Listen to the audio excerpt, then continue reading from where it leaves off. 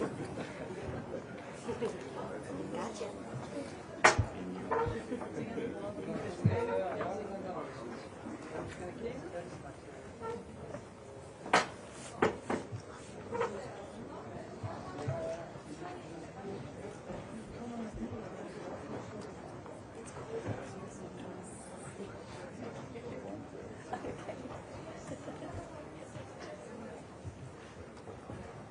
You have a suit on. Name your shot.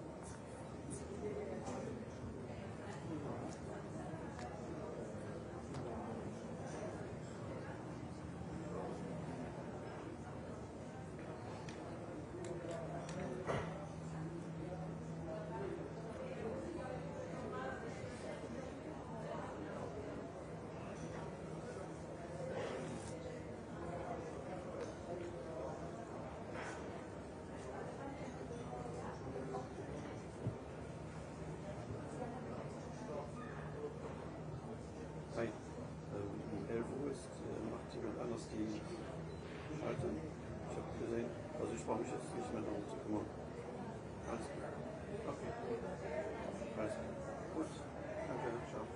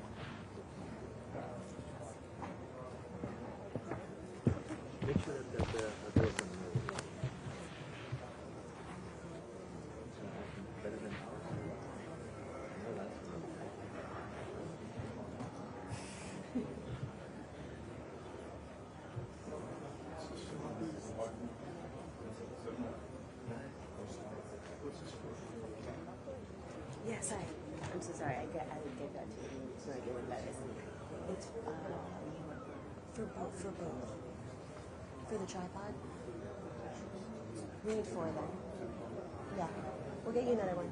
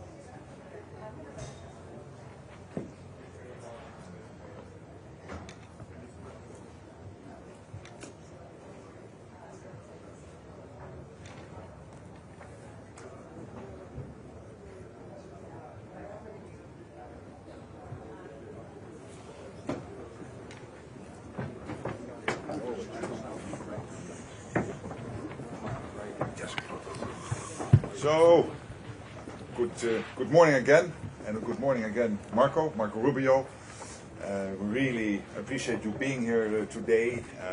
We had a first discussion. We will now continue with, of course, the NATO foreign ministers.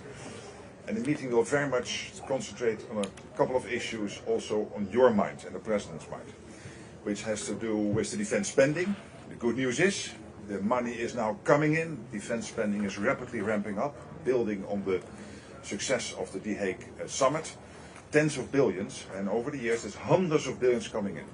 That also leads us to the question how to spend it, to make sure that it is spent well, and that brings us to the big issue of the defense industrial base, which is not producing enough. This is a problem in Europe, this is a problem in the US, and this will be a big issue at the Ankara summit. But there are huge opportunities here. We have to produce more to maintain our deterrence and defense, but there are also big in terms of the defense dividend societal effects here, in terms of jobs, new factories opening up, new production lines across the Atlantic, and even more fostering the transatlantic bond. And of course Ukraine will be on the agenda today, making sure that Ukraine stays strong in the fight. And I again want to thank the United States for the fact that the critical flow of US military support to Ukraine in terms of, for example, the interceptors for Patriot systems continues to go, paid for by European and Canadian allies, and it is really vital for Ukraine to stay strong in the fight.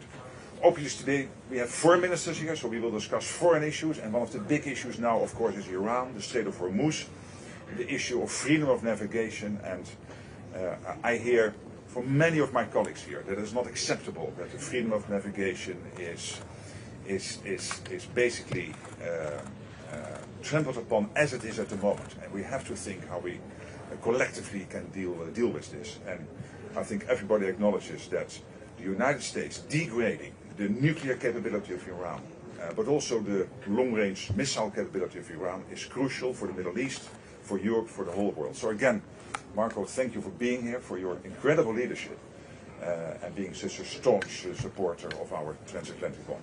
Well, thank you. First of all, thank you to this great country for hosting us. They've been phenomenal hosts. They've been great new members of NATO's really model allies and great hosts. So it's a pleasure to be here. It's always great to see you, Mark. And obviously, we're here to set the groundwork for what I think will be probably one of the more important leaders summit in the history of NATO.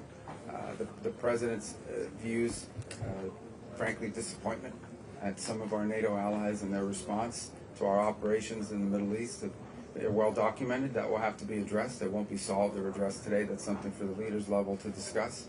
In the meantime, there are other areas where we continue with cooperation. You saw the President's announcement last night with regards to Poland and deployment. That said, obviously the United States continues to have global commitments that it needs to meet in terms of our force deployment, and that constantly requires us to re-examine where we put troops. This is not a punitive thing. It's just something that's ongoing, and it was pre-existing, all these recent reports and tensions and so forth. So that's a process that will continue, that I think in a very positive and productive way, and collaboration with our allies can reach decisions. But in the end, you know, like any alliance, it has to be good for everyone who's involved. It has to be a clear understanding of what the expectations are, and so certainly we'll try to lay the groundwork for that. One of the areas where I think we definitely can cooperate on is the defense industrial base. It is clear to the world, to all of us in the alliance and beyond, that we simply are not able to produce munitions today at a rate that are necessary for future needs. That's something that has to be addressed. That's something that we can work together on. That's something we want to work together on. I think it's key not just to production, but to interoperability. And so I imagine that'll be a topic of conversation. On the issue of Iran, the news this morning, I know it's early on it's still in the United States, a little later in the region, in the Middle East. But we await word on those conversations that are ongoing. There's been some slight progress. I don't want to exaggerate it, but there's been a little bit of movement, and that's good. The fundamentals remain the same. Iran can never have a nuclear weapon. It just cannot. This regime can never have nuclear weapons. And to achieve that, we're going to have to address the issue of enrichment. We're going to have to address the issue of the highly enriched uranium.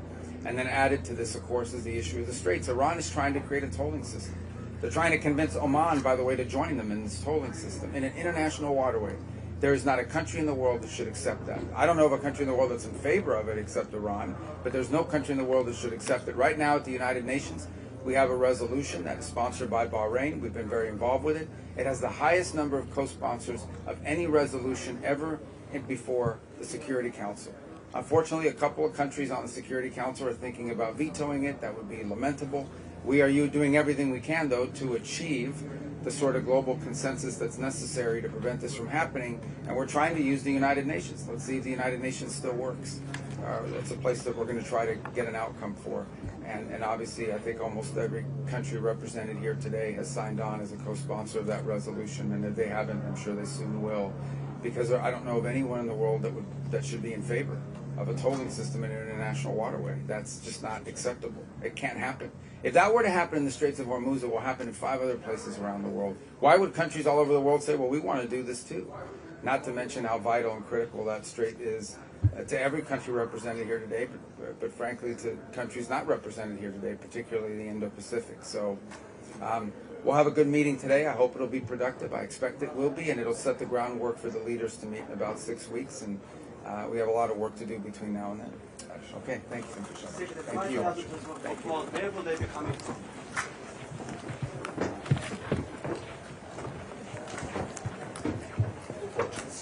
Freddie. Okay, guys.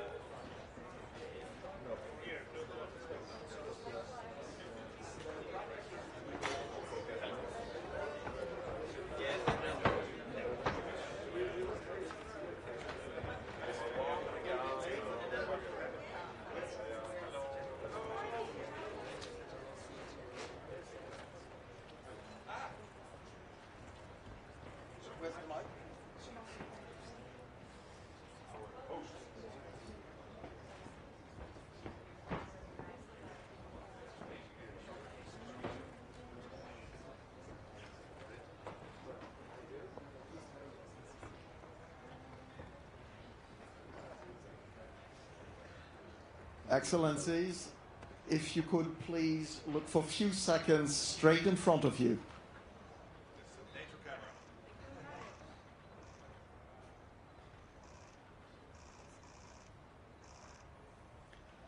Thank you very much. Thank you.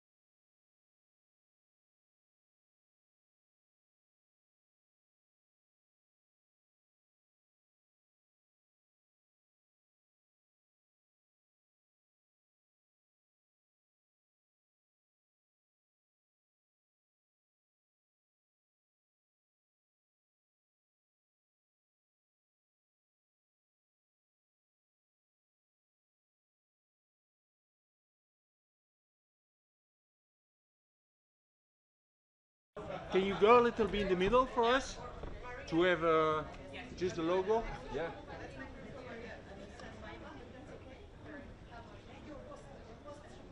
Perfect, that's better. Looking here. Ladies, yes. Thank you so much.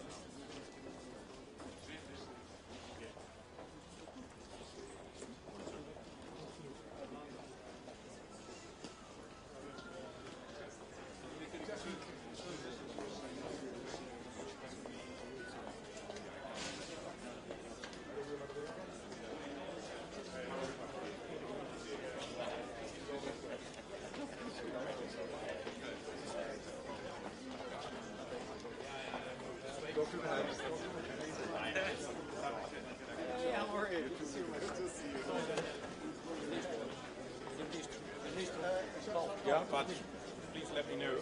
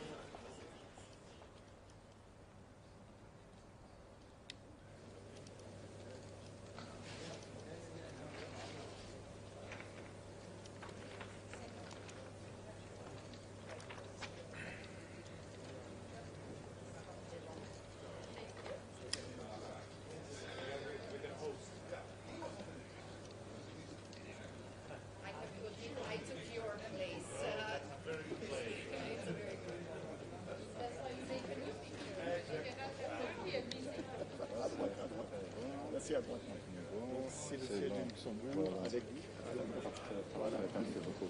Merci.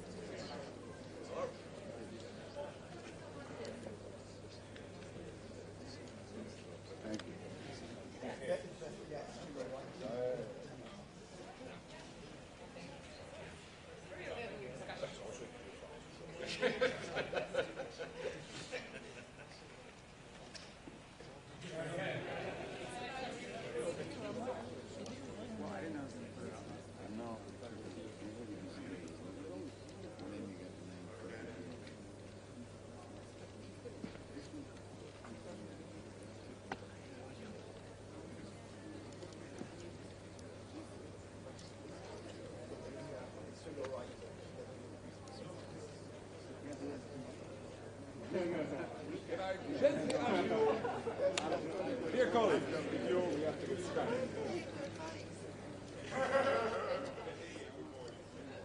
I'm fine, how you doing? I didn't shake her hand because you were Oh, they don't like each other. Hey.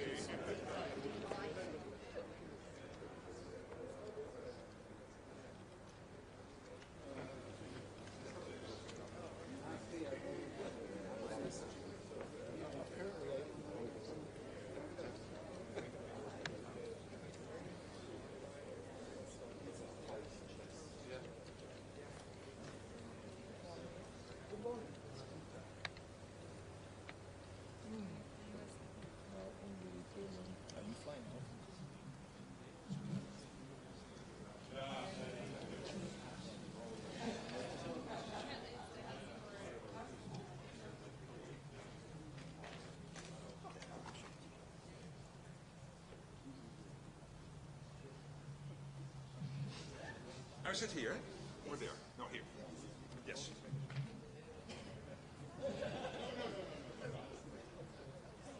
Dear colleagues, please take your seat so we can start.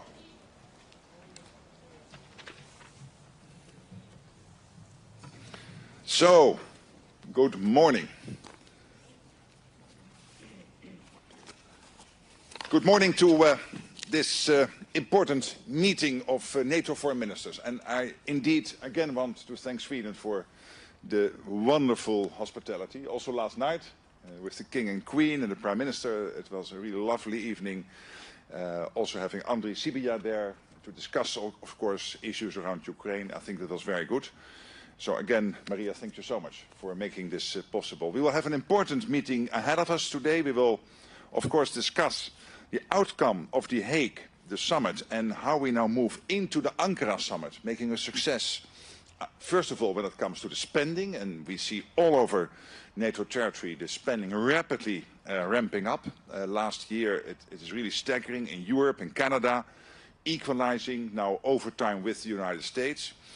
But that is not the only reason we spend more. Yes, of course, we do it for that reason because it is fair, but also because we need the money to make us capable of defending NATO territory. And it is deeply rooted, as you know, in the capability targets. But this money only makes sense, not only when we have the men and women in uniform, of course they are key, but also for them to have their hands on the defense industrial output. And that is a big issue all over NATO territory. So that will be a big issue in Ankara, but also an opportunity. Because when we speak sometimes about the defense dividend, the jobs, the extra production capacity coming online to defend ourselves, there is also, of course, an economic element in the US, in Canada, in Europe, and we see more and more companies working across the Atlantic. And then third, Ukraine, making sure that we do everything to keep Ukraine as strong as possible in the fight. Of course, there are developments. The whole situation with Iran, the Strait of Hormuz, the freedom of navigation, at this moment basically seriously being under threat there is an issue we will no doubt also touch upon today. I know many of us are very worried about that situation, and I know that Many countries have already pre-positioned very important military equipment close to theater, so to see how we collectively can help in the next phase. And so all of that will be no doubt today being discussed. Hey, again, thank you for organizing this, all of you for being here, and now for the media, please leave the room. First me, right? Isn't it me first? Oh no, sorry. First we will listen to the Foreign Minister of Sweden. Excuse me. And then the media, you can stay for another few minutes. Sorry. Yeah. Thank you so much, Mark, and dear colleagues. I'm honored to welcome you all here to the southern part of Sweden and to my home region and to Helsingborg. And I'm proud to host the very first NATO ministerial meeting only 2 years after we joined. We are currently at the narrowest point of the Øresund Strait, one of the world's busiest international waterways in the midst of the dynamic Øresund region, connecting Sweden not only to Denmark but also to the greater continent. The strait is a maritime gateway to the Baltic Sea region, the very same region which is one of the geostrategic bases for Sweden's role and engagement in the alliance. With our membership, the security map of this part of Europe has been redrawn, allowing an increase of NATO's operational depth and tying the High North, the North Atlantic and the Baltic regions more closely together. Russia continues to threaten the security in the whole Euro-Atlantic area and test our readiness. Right here along the coastline, vessels from Russia's shadow fleet pass almost on a daily basis, financing Russia's war of aggression against Ukraine. It underlines the importance of NATO's policy to constrain, counter and contest Russia.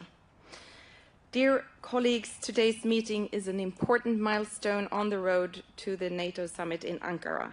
The focus of the discussion will be how we together can deliver on the key priorities ahead of the summit, and our priorities are threefold. Demonstrating progress on the Hague Defence Investment Plan in order to enhance deterrence and defence, increasing defence production, and ensuring stronger and more sustainable support to Ukraine. These are all key points for the unity and the resolve of the alliance. I will come back to Sweden's contributions later, but I want to thank you, Secretary General, for steering us through today's discussion, and I very much look forward to our exchanges. Thank you.